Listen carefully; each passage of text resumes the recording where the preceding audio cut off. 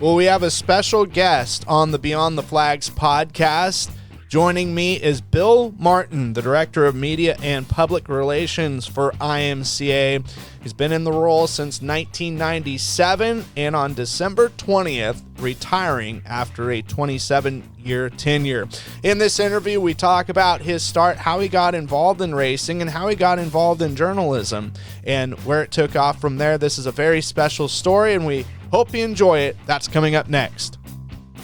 But before we get to the interview, make sure wherever you're listening or watching from, you hit the like button and subscribe so that you don't miss out on future episodes. Well, joining me on the Beyond the Flags podcast is a very dear friend of mine and somebody who I've looked up to for several years, and I consider a really good friend and an amazing person, and that's Bill Martin with IMCA. And Bill, it's so great to have a chance to do this interview. I know that we had tried to coordinate something when I was starting to kick the idea of doing these IMCA specific podcasts, and you were one of the first people that I thought of, and I'm glad that we're able to finally have a chance to make this happen. As am I. I've got like 3 hours left in my tenure at IMCA, so we are cutting this as close as we can. So a little bit kind of a podcast version of the life and career of you with IMCA and kind of the kiss goodnight. Yep, pretty much. We are wrapping up 27 years right now. That's amazing. And I just got to say, you did an amazing job, and I'm sure I'll say this again and over, till the end of time. But for people that always wonder, it's like, man, Ben, how do you know all this stuff? And that's a credit to you, Virginia Lindsay, and inspiration from Ryan Clark. You guys are just so welcoming and so helpful whenever I have a question of, do you have any history on this track, or, what's the story here? You guys are Johnny on the spot and able to help me out and make me look good, essentially, sometimes. We keep an amazing number of records. I've got, I think in the time that I've been here, maybe I'm turning around right now, I have maybe 30 track champions from the early days, the 1980s, that I have not been able to find in any records. But other than that, we have lists of champions by track. We have champions alphabetically. So I can look up, if you say, when did Jeff White from Texas win his first track championship and his last track championship. If I can find the file, I can find the information, the year, and the track. So we spend a lot of time, we put a lot of effort into our records. We take some pride in that. Absolutely, and I love that. Because you know me, I love history, and if there's one thing that just rips my heart out and torches it on fire and all the other bourgeois cliches, it's when there's sanctioning bodies or series or even racetracks that you email them or you call them and say, hey, I only got the top 5 of this result. Do you have the full feature? And it's like, we threw that stuff all away. There was no reason to keep it. And record keeping is such I wouldn't say a lost art form. It's a necessity. And people need to take it serious, because you never know who's going to stumble down the years, 20, 30, 40 years of wanting a complete record, and complete records are awesome, in my opinion. We do not have them back as far as I wish we did. I started here in 1997, and one of the very first phone calls I got was from a gentleman who was calling about an IMCA race in Georgia. And it was either 1964 or 1965. And he was disappointed that I could only give him the name of the winner, the name of the car owner, and the chassis. And they just, it would have been great if I could have told him how the feature finished, but that's just what we had. And, for the time, that's what they thought was important. Mm-hmm. Yeah. Well, I was looking, because, mind you, listeners, that IMCA goes back 1919, correct? Is technically the established year? 1914. 1914. Okay. or 1915, it kind of gelled. You know, they started kicking some ideas around, and for the life of me, I can't figure out why anybody would have gotten in a race car. Well, think about cars 110 years ago. What degree of excitement could there be? But guys found a way to make them faster. And look, I think it was Eddie Rickenbacker even was one of those guys that found a need for speed in a race car. Yeah, the flying ace in World War I. Yes. Well, I was going to say that the history is, it expands so much and it covers so much. And I was kind of going down a little bit of a rabbit hole like I tend to, and I was looking for something in regards like old IMCA history and like obviously pre-1979. And tell me if I'm wrong, I stumbled upon a form that was archived like in, right around the turn of the century, like maybe 2003. And they said that there was a lot of records, but something to do with a fire and a lot of information was lost. And I do not know precisely what the year was.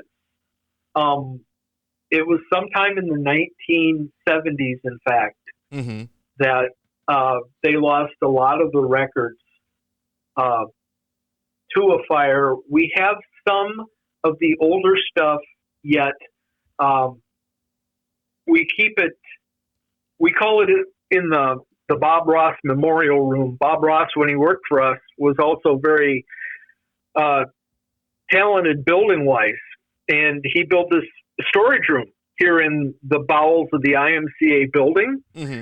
And we've got some old boxes full of stuff there. But, when you're going looking through boxes that have been stored for 60, 70 years, it's not a pleasant experience all the time. Sure, no doubt.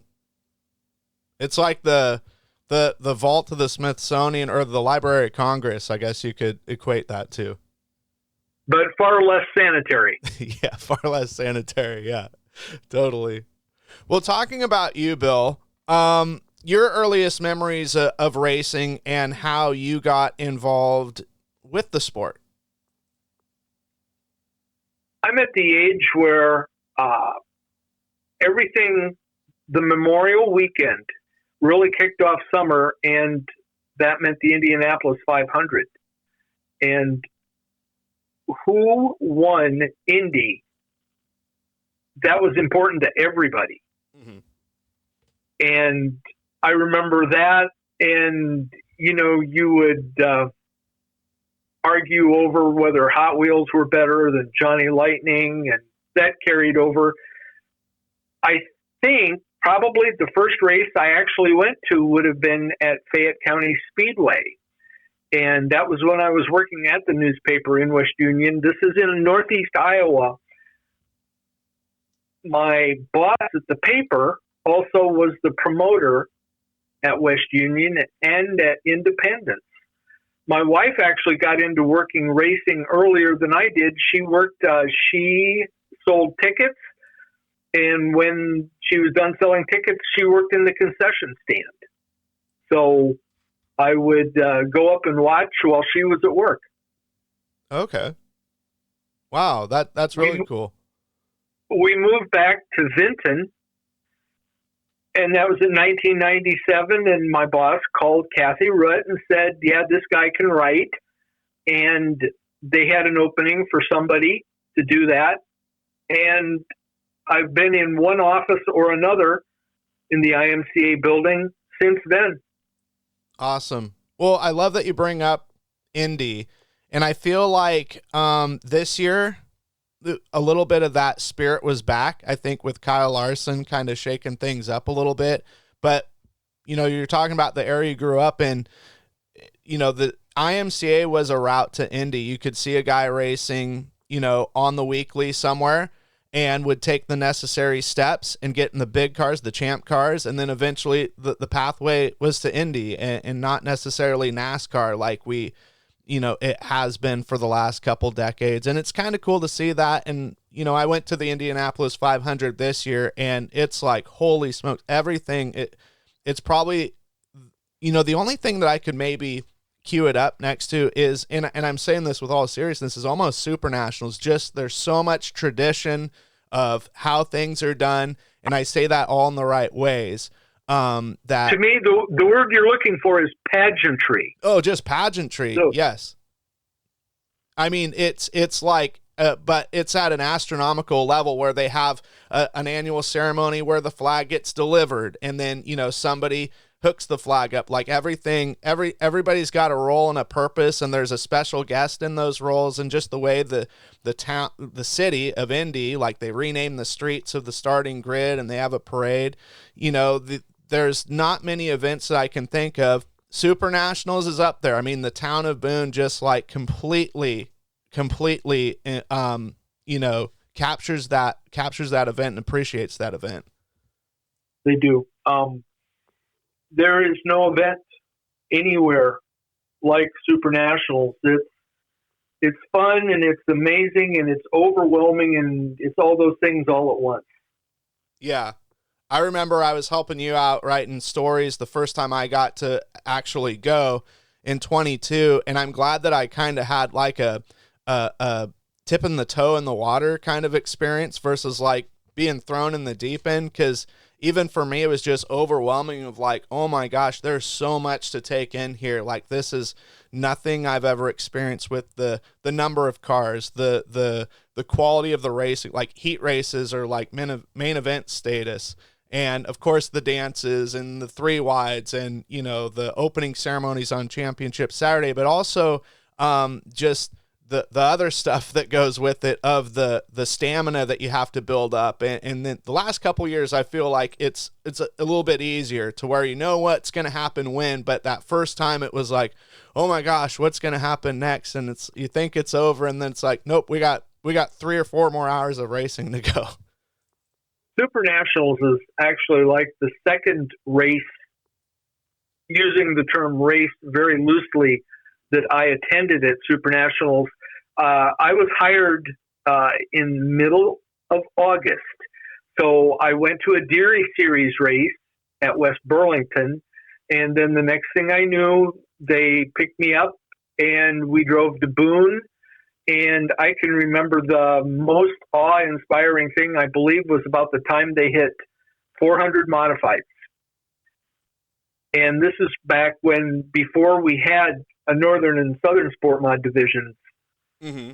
And to have, that many modifieds show up was overwhelming. Oh, for sure. Because that time it would have been, late models, hobby stocks, stock cars, and just modifieds? We started, in fact, I believe, there would have been hobby stocks, late models, stock cars, sprint cars were still at Boone, mm-hmm. and then the modifieds. I think it was just 5. Okay. So, yeah. And sprint cars at Boone, that had to have been exciting and fun. The little kid in me that grew up watching sprint cars would secretively like, obviously they've got a great thing going at Eagle Raceway during the same time that Super Nationals is getting started. But, sprint cars at Boone Speedway would be fun. It was. And one of the great things about that, it's like every other division, it brings guys from, there'd be guys from Texas, there'd be guys from Minnesota and South Dakota, and all over. So they all had the opportunity to race against each other at the same track, which was neat. Yeah, and for the record, if Brett Root is listening, I'm not formally trying to make that happen, to throw in the puzzle that is Super Nationals of how to make things better and all that good business. So you were talking about, you wrote for a paper and you were also attending some races. For you as a publicist, where was the passion there? What inspired you to write? I don't know if I chose this occupation or it chose me. I just ended up in college, got a journalism degree, and I've been writing about something. I wrote farm stories. This is Iowa. Of course, I wrote farm stories. Mm-hmm. And I covered high school sports, and I just kind of segued right into racing. It combines, I guess, a couple of the things that I like. I enjoy talking to people on the phone, and quite frankly, I enjoy keeping track of records, career wins and track championships and regional championships and all that stuff. So I've been lucky that I found a job that had so many things about it I like. Well, and that's awesome. They say that when you do something you love, you'll never work a day in your life. And it sounds like that's exactly what has happened to you, even though I'm sure, there's nights and days, especially in the meat of summer, where you're burning the midnight oil, but the passion is definitely inspiring. And I try my best to do that too. There's times where it's hard, but at the same time, very similar to you. I like record keeping and statistics and historical data and obviously history. So that's wonderful to hear that. Ryan Clark actually is kind of the guy I look up to as far as that goes. I look at his Super Nationals records, and people might say, Bill, you do such a good job, but truth is, a lot of times I ask Ryan Clark. There are things that he knows off the top of his head that I have to look up. And that has always amazed me, that something happens on the track. And the example I'm going to use is Todd Chute. At Super Nationals, he wins either the All-Star Invitational or the Race of Champions.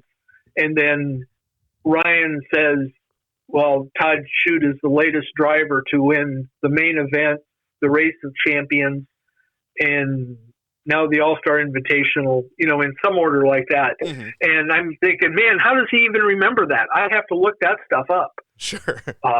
Sure. So I am not in his class, never have been. Yeah, no doubt. And the way he delivers it, it's not like an auctioneer. He delivers information like on a broadcast. It's just that kind of, like you're listening to a baseball game almost, like just that comforting and informative tidbit versus, you watch some of these sports broadcasts where they're just trying to rattle every single statistic that they can come up with. And it overloads you. It does. And at a certain point, I think you stop listening. Sure. So it's, you weave it into the event itself, and that keeps it interesting and pertinent. Mm-hmm. Yeah, no, I agree. I definitely agree. Well, I mean, growing up in Iowa and knowing about IMCA and being a part of some of the tracks, Fayette County and in the early days, Independence, Indy. Did you ever? I mean, you get this phone call that you have an offer for, or I guess just tell me, let's hear it from your point of view. How did that whole process work with you coming up? I mean, was it a dream come true when you have this opportunity to be presented to you, and how was that presented to you? To be honest with you, we were late 30s. We had 2 young children, and we moved from my wife's job. And I'm thinking, gosh, I hope I get a job somewhere so we can pay the bills. And that was my first reaction was, oh, thank goodness, because now we're going to be paying bills. But it turned out to be a job that I really enjoyed, not quite frankly so much the racing itself, but I have always worked for and with such good people. Mm-hmm. I have no complaints about anyone I have worked for here, and we just got done cutting up a cake that had, happy retirement Bill on it. But the only thing I can say is I've only had one coworker who, in all the time I've been here, that really stands out as crazy. So that's a pretty good percentage. There you go. There you go. And it wasn't yourself. So, so yeah, although there were times. Yeah, exactly. Well, it's one of those things. I think John Lennon said it. I'm either mad or I'm a genius, and no one's locked me up yet. So I must be a genius. Yep. Clearly. Yeah. Yeah. Well, that first day or those first weeks, was there any sort of nervousness, or was it more excitement? There was no nervousness. It was more whirlwind because we were getting ready for Super Nationals. We were stuffing decal packets, and a lot of that was new to me. Mm-hmm. And then we get to Boone, and then all of a sudden you're working 16, 18 hours a day, and you watch races, you talk to drivers, you write stories, and you do that all the next day. And it was a flurry. In fact, I don't even think flurry is the right word. Tornado is the word I'm looking for. Sure. I mean, I don't know if you can empathize with this, but I feel like I'm in the eye of the storm for almost like 2 weeks. Like, I remember the first year I went to Super Nationals. This is no joke. Queen Elizabeth II died, and the whole world was like in sadness and everything. And I remember hearing about it, but at the same time, it didn't have as much of a mass effect on me, perhaps, if I would have been in my house doing my day-to-day, running my house, taking care of my kids and stuff, to where it was like coming at you a lot constantly, like through the news, or because when you're in Super Nationals mode, like there could be all sorts of crazy stuff happening, and you wouldn't know until the day after championship. It's over. Saturday. Yeah. Yep. And I mean, it takes a couple days just to adjust to that. Like sometimes your physical body is, it's 11 a.m. You should be at the track right now. It's this time. You should be getting ready for the main event. It's this time. You should be doing interviews. You should be walking, or you should be doing this. It takes, and you have to be there early because it might start early. Yep. That's always been the hard thing, is there's no such thing as a schedule. There's no way to know when a race you have to be there for is going to start. Yeah. So over the years, how much time I have spent being in the infield early, it would amount to a lot of hours. Yeah, exactly. Well, and, also, too, what I've found, especially working for IMCA TV, the earlier you get there, the better. But, you got to time it just right, because you don't want to get there too early, so to speak, because you want to grab an interview with the piece that you're building or something for the broadcast. Similar with the news story, right? Because sometimes a driver is like catching wind or catching smoke in a hurricane. It's like, man, I need to get a quote from this guy, or I need to do a personality piece on this guy, but I can't find him because it could be like a Jordan Grabowski. I'm just going to use that as an example. He's there, he's racing, he might be racing 2 cars, but he's also doing tech support for some of his customers. So he's all over the place. And it can be wild. One of the things I have found that works best for that is I have finally upgraded my phone, and I can record these conversations. So even if I can get them for 10 or 15 seconds, they can talk as fast as they want, mm-hmm. because I can record it. Whereas not that many years ago, you had to write really fast and hope you quoted them correctly. But now you got it all right there on the phone. I think I've seen some broadcasts with you at IMCA TV at Benton County Speedway on Sunday nights, and you got a notepad, and you're doing that. I do that, and then always go right back to the tech area, which of course is behind the crow's nest, and follow up right there when you can. Mm-hmm. So I can remember I've done that a number of times with Jeff Larson, and when he's interviewed, he he's always excited when he wins. So then he pulls around for tech, and then you track him down and you say, fill in these gaps for me, Jeff. You were talking kind of fast. Mm-hmm. Yeah. Well, you told me that what you loved about this job was the ability to tell stories and talk to people. Obviously, you've wrote several race reports, but you've also did some pieces. Is there any memorable stories that stand out that you've wrote that touched you in certain ways? I figured it out once. I am thinking somewhere between, it's close to 30 stories on Mike Nichols, national championships, 100 wins, 200 wins, 300 wins. Mm-hmm. And every one of those was golden. But just as good is the guy that wins once. And, if he's been racing for a while and he finally wins, those are the guys that are the most excited, and they're the guys that I enjoy talking to the most.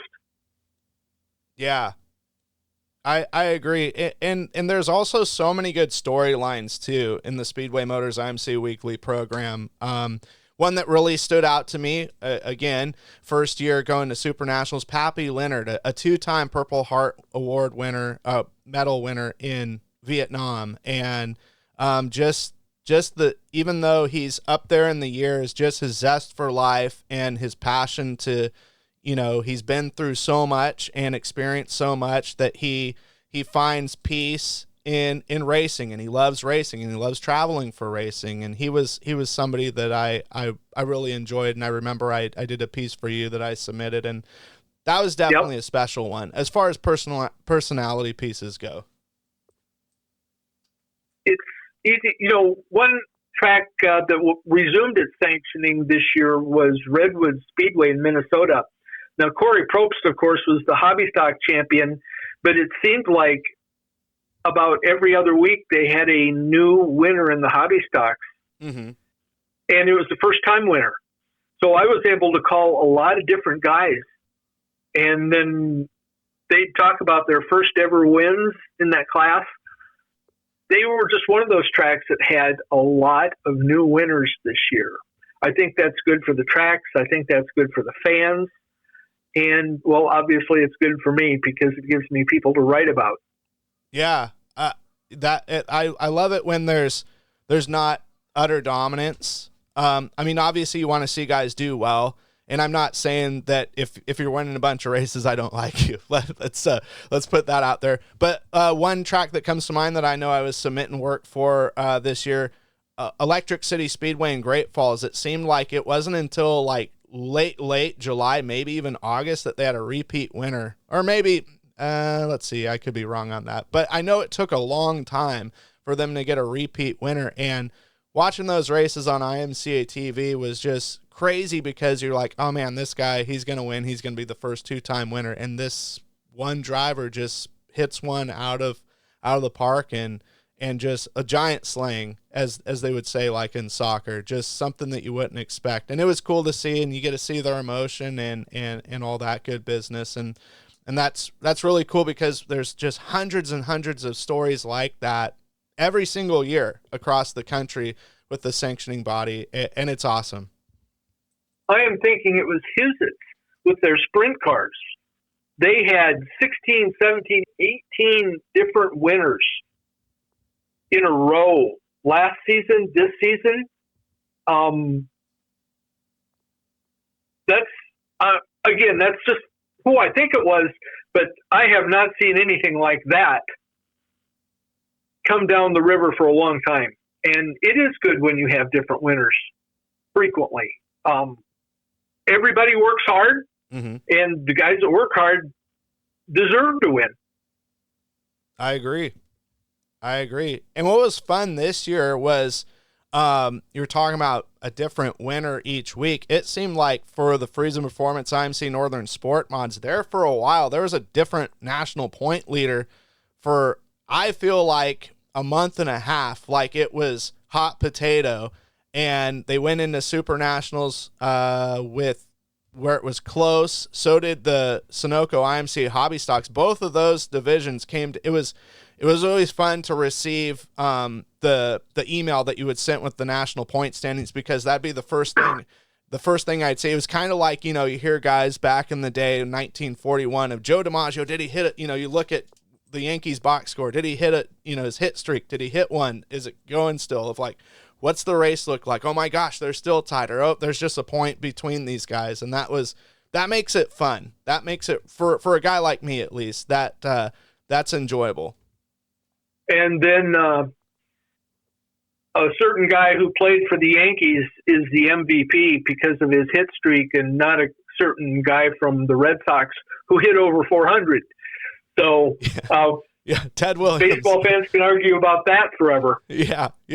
I was gonna say, in my lifetime, I guess something that could be similar to that would be the home run race of what would that been, 98 between McGuire and Sosa. Yep. Are you looking to find that adrenaline rush, but you can't because you're not at the racetrack? Well, check out the IMCA TV Replay subscription library to have access to thousands of hours of racing for just $24.99 a month. Relive all the moments of the Speedway Motors IMCA Super Nationals fueled by Casey's at Boone Speedway, the Harris Clash at Deer Creek Speedway in Spring Valley, Minnesota, the IMCA TV Winter Nationals at Cocopah Speedway in Somerton, Arizona, Florida's Clash on the Coast, and dozens of Speedway Motors IMCA weekly racing program racetracks from across the nation, as well as the IMCA TV Dirtcast podcast. Plus, 25% of that $24.99 monthly fee goes towards the Driver's Point Fund and is a great way to help out your local racers. In 2023, over $97,000 was paid out to IMCA drivers directly at over 50 racetracks across the country. Please note that live broadcasts are not part of the replay subscription. That's IMCA TV. IMCA TV, where America comes to watch racing. Super Nationals, we've talked about it. Is there a particular one that really stands out to you? Obviously, everyone is special. Each and every one. If you're able to win a dance, that's a big, big deal. But is there one that, or several, or a few that you can think of? If I had to pick out one, I'll do that. And okay. I'm going to say that I think I enjoyed Kelly Shyrock's Super Nationals championship as much as he did.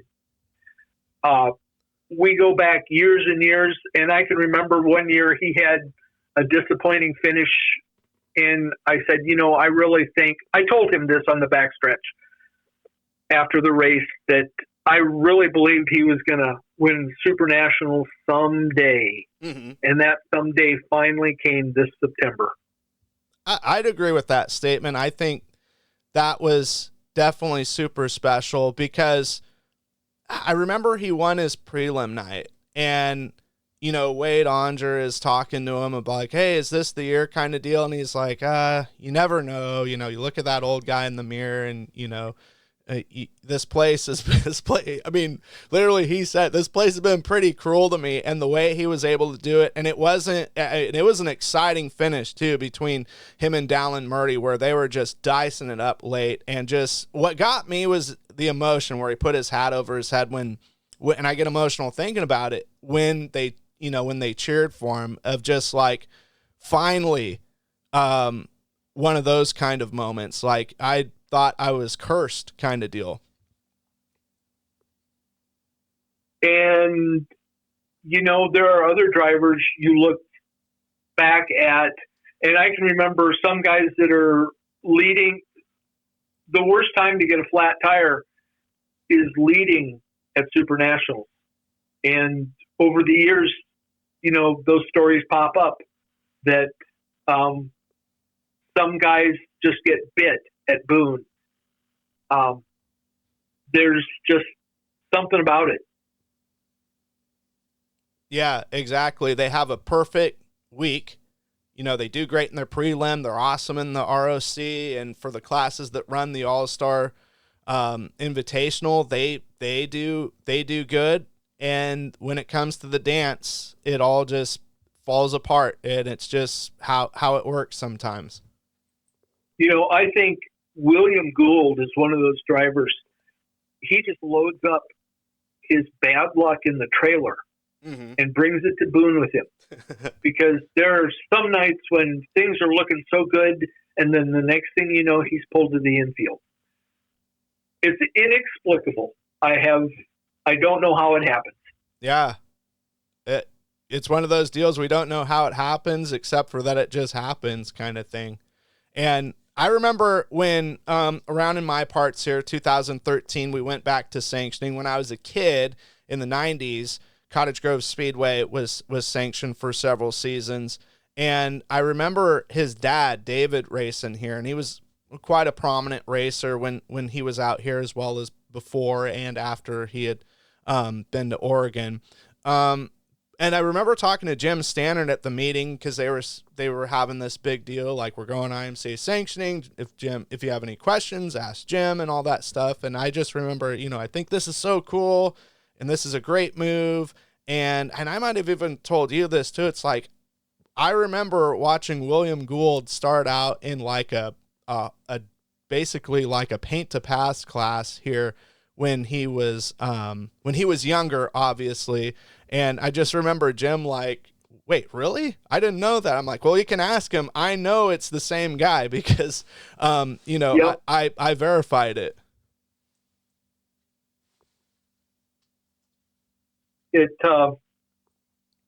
William has gotten around a lot, that's for sure. Of course, the guy's got 200 wins. He's a national champion, and I think 7 regional championships. And I hope the day comes when that translates in Iowa. He talked to me after his last regional championship, and he is going to do some racing in the Midwest, or he hopes to, in 2025. And I hope that leads to something very good for him at Super Nationals. That's awesome. That'll be fun to see how that goes, especially if he can make it up for IMCA Speed Week in early August. Mm-hmm. Well, from the first day you worked for IMCA, what are some things that have stood out as far as positive changes that have came down the pipeline? I know there's been a lot, and I'm not saying that to make a statement that you're old or anything like that, but thank you. Yeah, no, just full disclosure there. But there has been a lot. I try to throw a couple plugs out here. I think working with the guys, some of the media has been so good for so long. When you look at Speedway Illustrated and Speed Sport News, working with people like that has made my job so much easier. I cannot say enough for those two organizations. And then the guys from IMCA TV. They have made my job easier in a lot of ways, not only by the broadcasting, but sometimes their guys take pictures for me that we can use on our Facebook page. Obviously, with the way things went with print journalism for us, we didn't have any choice. We had to drop the print version of the newsletter, and I've really enjoyed doing the electronic version. I never thought I would, and they've made it a lot easier for me. So, yeah, I definitely, obviously, I'm putting on my hat here, but IMCA TV is such great people.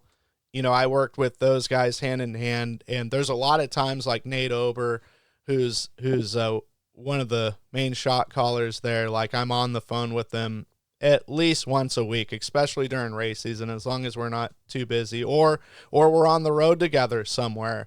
And, they definitely gave me such an opportunity that I'm forever grateful for, and I will never take it for granted. And it's helped me with my career as a broadcaster. It's helped me, obviously, with my journalism part that I do of getting stuff to you for a lot of the West Coast stuff, or maybe some tracks that they don't have a publicist. I'm able to gather stuff, and so that those stories are covered, because I think, going back again, it's important to document things, and it's important to highlight deals. And that these teams are working hard. These drivers are pouring their heart and soul into their racing program. And I think it's just proper that they get the recognition that they deserve. Well, as far as documenting goes, I can promise you that the person who takes my job and looks at what I have kept on my computer, the first question they're going to say is, why did they keep all this crap? Yeah. Because I basically, we did have a server crash, and I believe that was 2011. Mm-hmm. So I lost everything from 1997 to 2010 that I had written, but I have everything else that I have written since 2011 stored, and it just seems like it goes on and on and on. But there are times I open file and I see something that I wrote in 2014, and I think, geez, I didn't even remember that happening. Mm-hmm. But it's fun for me to look back to. It's always fun. It's always fun for me to just like open up a random file. I know this sounds weird, but I just have a weird question that pops up in my head. It's like, has this driver ever been to this track before? Or, how's this guy did? And you look back and it's like, oh, wow, I thought, kind of going back to Super Nationals, oh, I thought he would have had a better Super Nationals luck, when in fact, that's absolutely not the case. So, yeah, it's amazing that you look at some of the names of the drivers, and yes, they've qualified for the main event, but their best finish is a 30th. Mm-hmm. And again, that's just something. They load up bad luck, they put it in a trailer, and they bring it with them to Boone. Yeah. That's some guy's lot in life. Yeah, the BBL, the Boone bad luck. It's sad, but it's true. It's sad, but it's true. Yes, indeed. Well, switching gears here a little bit, I know that something that you're very passionate about is baseball, and you're a big St. Louis Cardinals fan. In your opinion, and who isn't? and who isn't? Yeah, people that aren't in, yeah.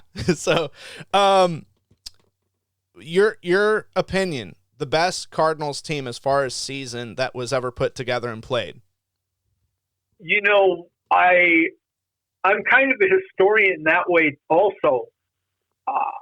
I like the 64 team. I like the 67 team. Those were both World Series winning teams. And 68, of course, was the year of Bob Gibson. Unfortunately, it was also the year of the Detroit Tigers. Mm-hmm. One team that I have always enjoyed, and they weren't that good, but it was the 1971 team. And part of that is because the 1971 Tops, if you remember those are the ones with, they called them the Black Beauties. Mm-hmm. And the other reason was if you ever played the 1971 Sports Illustrated baseball game and you played the Cardinals, you led off with Lou Brock, and he'd get a single. Then, of course, he'd steal second.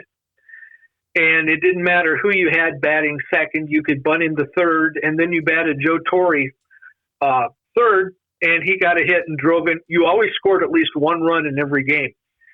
But that was just kind of the team that I started watching. When I started watching baseball, mm-hmm. It was the 1971 Cardinals. So they kind of got me interested in baseball, and I don't know what it was about the Cardinals, but they became my team. I've lived and died with them since. Well, I didn't know this until I started about 2017. I started getting heavily back into baseball because I had prior to that, I had sort of a love-hate relationship with the steroid whole deal and some of that business, because I worshipped as a kid. My granddad was a huge Chicago White Sox fan, and then obviously I became a no hate, but a San Francisco Giants fan. But that St. Louis, the Yankees are talked about as the most winningest team with all the decorations that they've gotten. But the St. Louis Cardinals is the second most decorated team in MLB. And unfortunately, it's the Yankees with 27 World Series, I believe it is, and the Cardinals with 11. Mm-hmm. So it's probably going to be a while before the Cardinals catch up. Well, I remember there for a while, it seemed like, holy smokes, the Cardinals are in the World Series like every year, like right about the time before I stopped fully and disconnected from baseball. Like when the Red Sox went for the first time in so long, it was 2004. It was against the Cardinals. So, you know. Yes, it was. Yeah. Yeah. And I think White Sox won in 05, right? Or was that 06? I had that thing dialed down to memory for a while there. No, I think it was 05, and then the Cardinals beat the Tigers in 6. Okay. Yeah, because I remember they were frequent flyers. Like they were back, and then the Giants started to get good again, and then they were going to the World Series. So, well, when you have Buster Posey behind the plate, it's hard to be bad. Yeah, yeah. Well, one of my favorite, my granddad, right? He loved baseball because he grew up, around the time that he was born, right around the time that IMCA formally started, during World War I. But, when he passed away, he had all this memorabilia and stuff. And one of the things that I enjoyed reading about was the Gas House Gang. And that was a formidable force back in the day that, was the Yankees obviously had their run. But then kind of in between the 20s, yep. Yeah, in between the famous 20s and, the 30s, there was the Gas House Gang with the St. Louis Cardinals, and they won 3 world championships, and then they won the pennant, 9 seasons? 26 to 34? They didn't have a streak like that. They had a good streak during World War II. Mm-hmm. They won in 42 and 44 and lost in 43. Okay. And I remember they had the brothers. Was it the Dean brother, Dixie Dean, and was it Dizzy Dean? What were the brothers' name? Dizzy and Daffy. Dizzy and Daffy, yes. It's hard to be a Cardinal fan because there's so much crazy history you've got to be a part of. Yeah. So. Yeah, totally. Well, Bill, I really appreciate this. I know I asked you a lot of questions, but is there anything that I didn't ask you that you wanted to say or you wanted to point out that's been notable with your tenure? I get asked that a lot, and yes, the biggest change is social media. And social media, to me, it's like a flamethrower. It can be used for good purposes, or it can be used to burn things down. Mm-hmm. And it's better that it is used for good purposes. Yeah, I fully agree with that. Go ahead. Sorry. If this is a sport that you love, you should not try to tear it down. You should do everything you can to build it back up, because otherwise your tracks are going to close and you're not going to have anything to do on Friday, Saturday, and Sunday nights, or during the middle of the week. Mm-hmm. So if you want to keep your tracks open, go to the races, watch them on TV, and don't be a keyboard warrior. Yeah, I agree with that. And also, if, there's lots of tracks that there may be an association where it's volunteer help, maybe volunteer some hours or try and be a part of the solution and not the problem. There you go. You hit that nail on the head. So, yeah, it's the easiest thing in the world. And I feel like it is to complain, but not everything in life is perfect, and there's imperfections, obviously, in anything. But if you're able to help build that, then it makes everything better, at least in my opinion. Yes, it does. So, I agree with you. People that you want to thank. I know that there's been a lot of people that have made it possible. Obviously, your family have supported you, because for if people haven't figured out, when you're involved in racing, it's almost like you have a second family, but you also have a huge, large family too that loves you and supports you. But it's a lot of time. You know, there's a lot of time where you're away from family or you miss things and miss events. But you miss things. It's working at IMCA has been a lot like working at any newspaper. You attend other events when your family is doing other things. Mm-hmm. You accept that when you start the job. Otherwise, you should be doing something else. Sure. I know that my fiance, who you got to meet at Super Nationals, Jenna, that's kind of something that she's putting together, because she's an attorney. So obviously they work, and I mean, well, they technically they can work on their cases whenever they want, but like for court hearings and everything, that's a Monday through Friday deal. And when we first started dating, it's like, hey, like, I work weekends. Oh yeah, sounds good, or something. It's like, no, I work weekends, and you know, like, my slowest day is this, and I'm working on that day. So yeah. My wife, Lois, has been very accommodating for a lot of years. We have two daughters in their 30s now, a granddaughter. Both girls have been, they accepted that there were just things that I was going to miss. And, I've been lucky. Kathy Root was great to work with. Brett has been great. And as far as my coworkers go, I could not complain one bit. We work very well together a lot of times, and this is scary, I know, but we're even thinking the same thing. I can call Ryan or I can call Virginia with a question, and they say something like, oh, I was just going to call you and tell you what I was going to ask. And I don't know, again, if that's good or scary. I'd say it's good. It means it's a well-oiled machine. It's like the Beatles, right?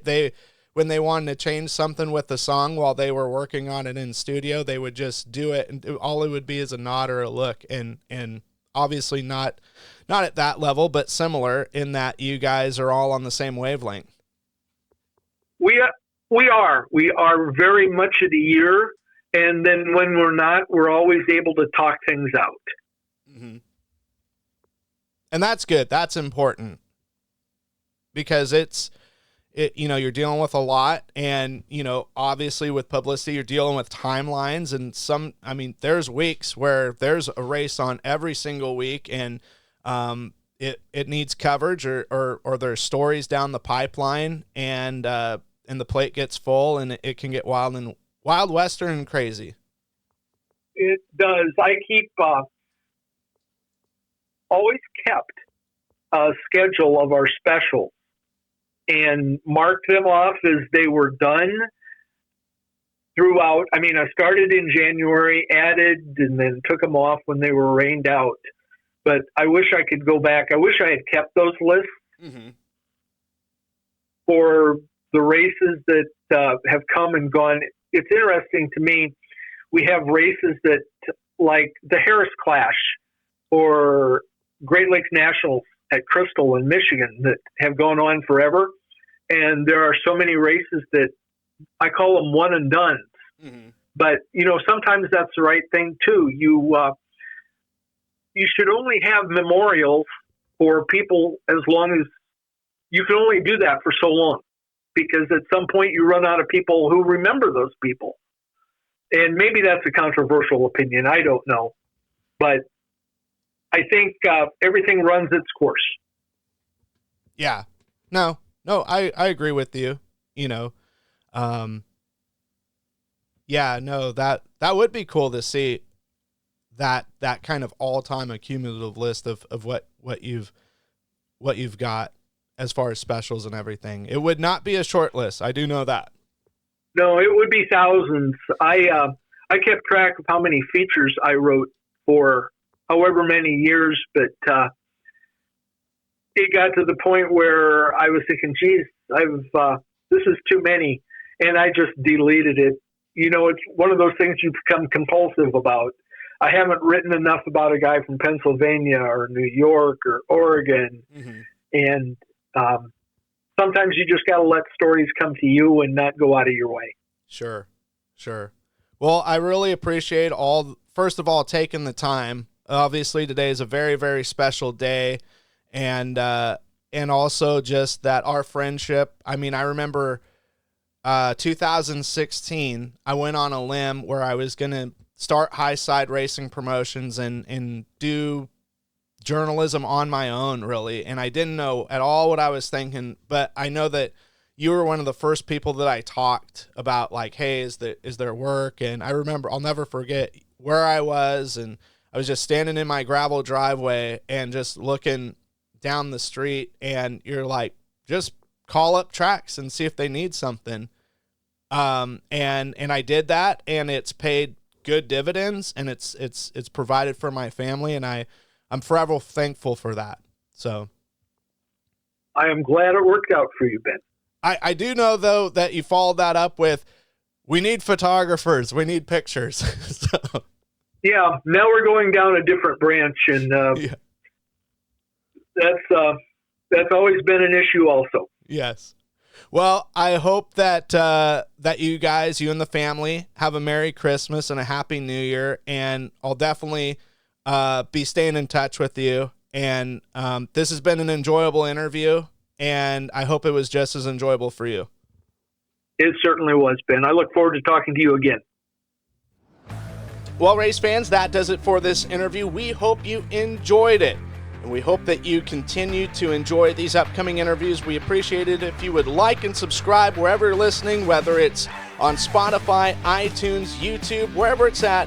Give us a like and give us a subscription so that we can deliver more of these great interviews to you for your listening pleasure.